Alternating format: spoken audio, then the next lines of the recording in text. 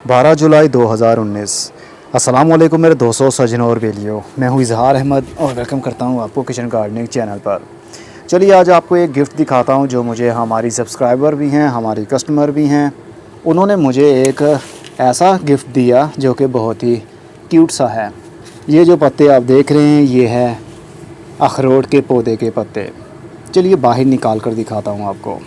एक बास्केट के अंदर बहुत सारे अखरोट लगाए गए और जब वो जर्मिनेट हो गए तो उन्होंने मुझे ये बास्केट ही गिफ्ट कर दी, जिसको तकरीबन 4 या 5 महीने तो हो गए होंगे मेरे पास।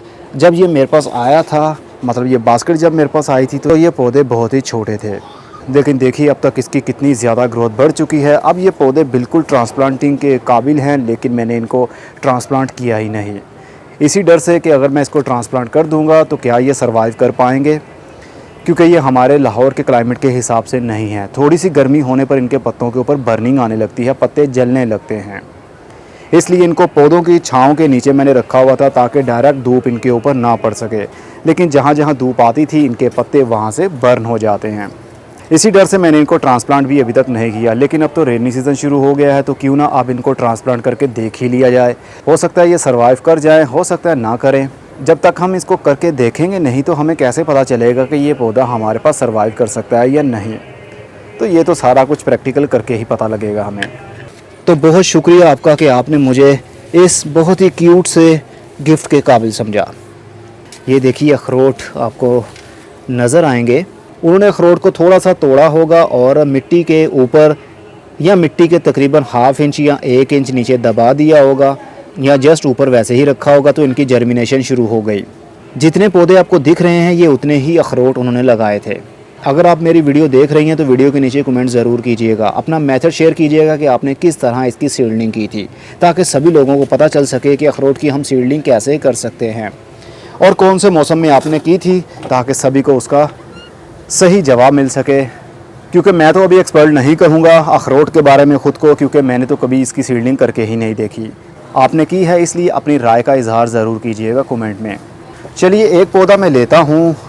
एक को निकालना बहुत ही मुश्किल हो जाएगा क्योंकि यहाँ पर छोटी सी स्पेस में बहुत सारे पौधे लगे हुए हैं, उनकी रूटिंग भी अच्छी शुरू है और पौधे तकरीबन 1.5 फुट का पौधा हो गया, तो इसको ट्रांसप्लांट अब करना रिस्की काम भी हो सकता है कि वो सर्वाइव ना करें, लेकिन ये रिस्क हमें लेना पड़ेगा। चलिए आज रिस्क लेके देखते हैं। मैंने अभी थोड़ी देर पहले ही इसके पॉट में इस बास्केट के अंदर पानी भरा है, क्योंकि बहुत ही खुश्की हो गई थी, मिट्टी बिल्कुल खुश्क थी, जिसकी वजह से इसके पौधे मर भी सकते थे। तो फ़िलहाल के लिए मैं इसका रूट बाउल तो बाहर नहीं निकालूंगा, क्योंकि मैं नहीं चाहता हूं कि सारे पौधे एक ही टाइम में मर जाएं। फ़िलहाल मैं एक पौधे को निकालने की कोशिश करता हूं और उसको ग्रो बैग के अंदर लगाता हूं। छोटा सा पौधा लेता हूँ, मिट्टी नरम है, मे भी ये आसानी से निकल आए।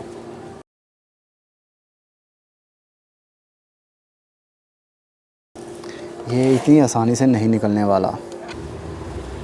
ये अखरोट का टुकड़ा, छिलका उसका,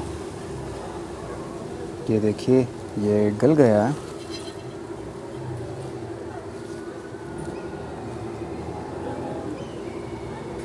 जड़ें बहुत दूर तक इसकी फैल चुकी हैं।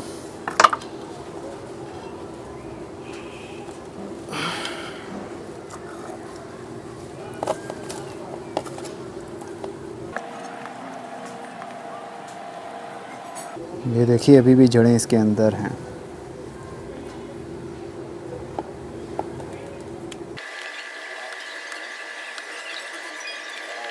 कहते हैं उम्मीद पर दुनिया कायम है। अगर आपके अंदर उम्मीद की किरण अभी बाकी है तो हो सकता है कि ये नई जगह पर जाने के बाद में सर्वाइव भी कर जाए। उम्मीद का दामन कभी भी छोड़ना नहीं चाहिए। अगर हिम्मत हार गए तो कभी भी कामयाबी नहीं मिल सकेगी। बस जो भी काम कीजिए बहुत ही केयरफुली कीजिए। Safe way is always possible. जब सेफ वे की पॉसिबिलिटी हो तो रिस्क ले लेना चाहिए। अरे बहुत ही अंदर तक इसकी जड़ें घुस चुकी हैं।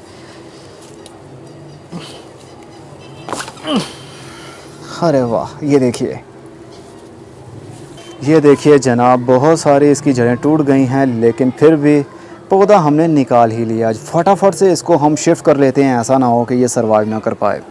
इसको मैं लगाने वाला हूँ 7 बाय 8 इंच के ग्रो बैग के अंदर, जो कि छोटा है इसके हिसाब से, लेकिन फ़िलहाल के लिए इसके लिए स्पेस ये काफ़ी रह सकती है। इसको मैंने वॉश कर लिया है और इंतज़ार हम और नहीं करेंगे, इसको गहराई में लगा देंगे।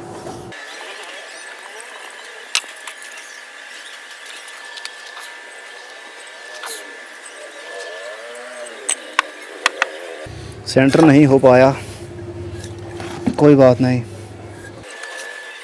फ़िलहाल हमें अपने पौधे की ज़िंदगी प्यारी है। चलिए जी, इसको फटाफट से हम पानी दे देते हैं। पानी की कमी फ़िलहाल के लिए इसको नहीं होनी चाहिए। अगर पानी की कमी हो गई तो मेहनत बेकार जाएगी। तो अखरोट का पौधा मैंने भी देख लिया और आपने भी देख लिया कि अखरोट के पौधे के पत्ते कैसे होते हैं, इसका रूट स्ट्रक्चर कैसा है। ये एक ट्री बन जाता है, इसलिए टैप रूट भी इसके साथ में ग्रोथ करती है। टैप रूट वही जो लंबी वाली थी, जो ज़मीन के अंदर तक चली जाती है और इतने बड़े पेड़ को सहारा देती है। अगर टैप रूट ना हो, ओनली फीडर रूट्स हों, तो पौधा कभी भी खड़ा नहीं रह पाएगा। वेजिटेबल प्लांट की टैप रूट नहीं बनती, क्योंकि वेजिटेबल प्लांट दरख्त नहीं बनते, और जो दरख्त बन जाते हैं उनकी टैप रूट ऑटोमेटिकली बनती है, ताकि वो अपने दरख्त को, ऊपर वाले पौधे को सपोर्ट दे पाएँ। तो अब फ़िलहाल के लिए इसको मैं रख दूंगा शेडी एरिया में और देखूंगा कुछ दिनों के बाद में भी इसकी ग्रोथ फ़िलहाल के लिए थम जाए, इसके पत्ते लटक जाएं, हो सकता है इसके पत्ते ड्राई भी हो जाएं, देन नए सिरे से ग्रोथ इनकी शुरू होगी या नहीं, ये तो हमें देखना पड़ेगा।